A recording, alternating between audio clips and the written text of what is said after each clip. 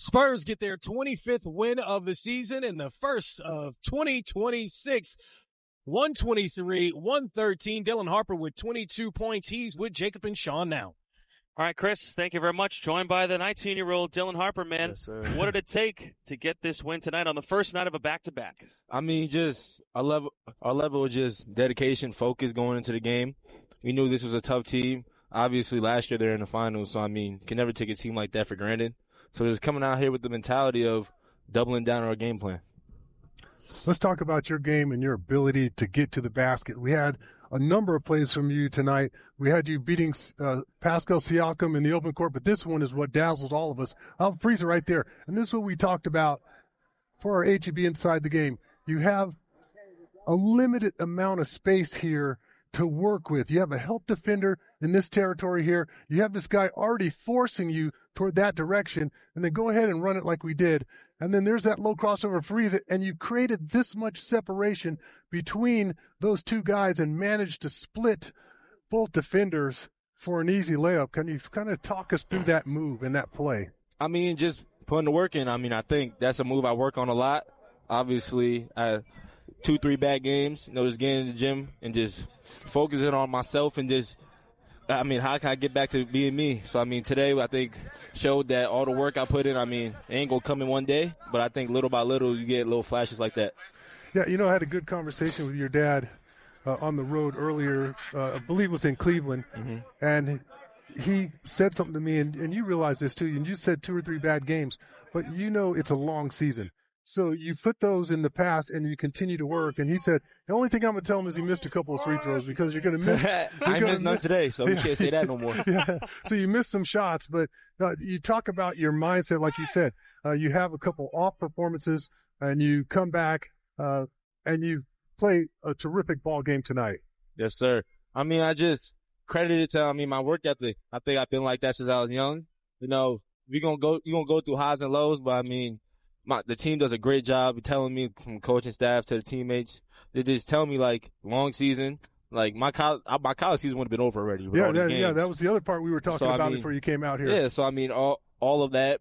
But, just having that mindset, I'm a pro now, so I got to have that pro mindset every day. You realize you are 19 years old. Most rookies have about 50 bad games their rookie season. It's okay to have an off night or two. Not where we want to go. I think, we all got big goals and aspirations, and I think just the biggest thing for me is just how do I show up every day.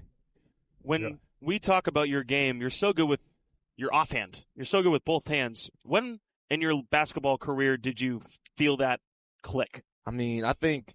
And how did you get so good at being good with both hands? I think, all my life I kind of worked on both, but I think last year, a little bit, my first year in college, I was getting shaded right all the time, so just going back and just working on that right hand because you're going to shade me there. I like to play on the floor where I can go anywhere on the court. Yep. Last time we talked with you after the Orlando game, you said you had slept in on the second night of a back-to-back. That going to be the same case tomorrow? We'll see. How do you manage the back-to-back? Well, this is my first back-to-back on the road and coming home. Sure. So, probably sleep as much as I can on the flight, try to sleep as much as I can at home. Just show up and get ready to get back to it. Not bad. Did your dad tell you that his rookie season he played all 82 and had a 40-point game? Yeah, he did. Yeah, I'm striving for that. Yeah. You're trying for that? Yeah, I'm trying to beat him. I like that. What do you think about Keldon the DJ pregame? How does that help you guys? And what song do you want to hear on that playlist that you haven't heard yet? A song I want to hear on that playlist? Yes. He plays all the bangers. So I think I don't know if I got a specific song because I don't want to mess his flow up because, he come out, do what he do. But, 1,000 Miles worked for us. The whole cup. We was playing that song back to back to back, and it worked. Are you gonna pet the llama when he gets the llama? Nah. Not into that. Nah. Might lose a finger. Yeah, not a llama. Yeah, exactly. Yeah, don't lose a finger. Yeah, he's not gonna tame the llama either. So he's just gonna be wild. Congratulations, man! Great game. Yes, sir. Appreciate you joining us, Dylan Harper. Second highest scoring game of his career. Look at it one more time. A nasty move from the second overall pick. Don't do him like that, Dylan. That was filthy. We're back with more after this.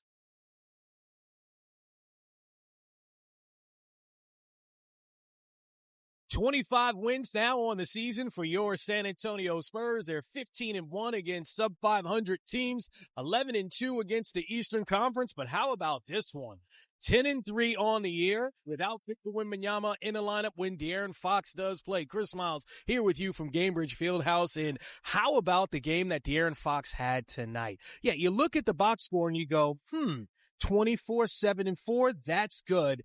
But what was great was his change of pace, his command of the offense. You see the floater changing speeds, using his strength to get his shots off. We heard from him as well say, I'm finding the time to get the offense going and picking his spots. And you see it here, dropping it like it's hot from long range. De'Aaron Fox, 24 points, 7 rebounds, 4 assists, 18th game this season with 20 or more points. So that trio of Steph Castle, Dylan Harper, De'Aaron Fox combined to score 65 points in the win for your San Antonio Spurs. So again, 25th win on the season, and they dominated inside, and they got it going with the guards on the outside, Fox, Castle, and Harper. So, Jacob, Sean, just another excellent performance from De'Aaron Fox and that guard trio. And they got to do it again tomorrow night. It's a quick turnaround. The Portland Trailblazers, they are playing the Pelicans tonight. They're up by 11, sort of at the end of the third quarter. How do you manage the schedule that's coming up? 3 sets of back-to-backs to start the new year. Well, Portland's in Central Time Zone right now, so they're probably going to get on the plane about an hour after us, so it's going to be pretty close. We're probably going to get there at the same time. So, hey, you get your fuel, get your body refueled, get all your treatments in, come out ready to play because they're going to be just as tired as you are. You're going to get the home crowd in the game early and get them in the game early and often, and hopefully the Frost Bank Center is rocking tomorrow night. That definitely is a big advantage for our guys, but you got to come out, you got to put the work in again. Yeah, Portland's a scrappy team. You mentioned it. Denny Avdia played so well when the Spurs saw him in Portland, yes. But that was a Devin Vassell 30-point game, Emirates NBA Cup game that the Spurs won. So you know Portland's going to be angry and want some payback tomorrow. Oh, yeah, and they've got good athletes. I mean, they're a solid basketball team. And they're capable of winning. And Tiago Splitter knows the Spurs. He knows the system extremely well. And so it always concerns me when you have one of the Pop's coaching tree or you have former Spurs players coming back to play against us because they always seem to perform well. See if the crowd shows them some love. I'm sure they got to show them a little bit of love, yeah, right? Of course. Tiago Splitter. Yeah, of course. The champion. He's Come a on champion. Now. Yeah. 2014. All right, Chris, I'll send it back to you. We got to get on the plane. No lollygagging. Finish your segment and get on the bus. Well, how about Kelly Olynyk finishing off the Indiana Pacers tonight? Let's see if he has some more gas left in that tank for the Blazers. Check it out one more time for your mind. Let's hit rewind. Kelly Olynyk taking it off the glass and throwing it down. Yeah, we obviously didn't come out at the beginning with the appropriate amount of anything, really. Energy, detail, execution, togetherness. And so, as these guys have done throughout the season, they've responded and adjusted and improved as the game goes on. And I think we saw that. I thought the bench did a great job of just playing with a ton of energy. And it's amazing when things start to go your way and when you put energy into the right places, the opportunities that arise. Those 3 guards all came up big at various moments for you guys, and then you closed with them as well, I think. How did you think they operated? They're dynamic. They can make plays. They just need to continue to gain their wisdom, especially Steph and Dylan, which we want it all now, and there needs to be an appropriate runway to grow for anybody. But when you play with the basketball in your hands, it comes with immense power and responsibility. And so the power of the pass, the power of togetherness, and the right time and place for those things, along with being devastating to get into the paint and get into the rim for yourself, is just a balance they're going to have to continue to grow in. And their intentions are pure, but we're on their butts to be perfect.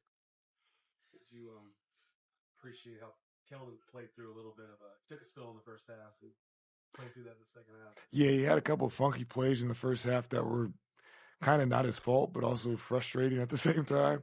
And he's probably been at the top of the list for us of consistently just playing hard, playing with energy and trying to play the right way. Doesn't mean it always goes your way, but he's done a great job of that, and I think he's been rewarded for that in various ways. And tonight was an example of that.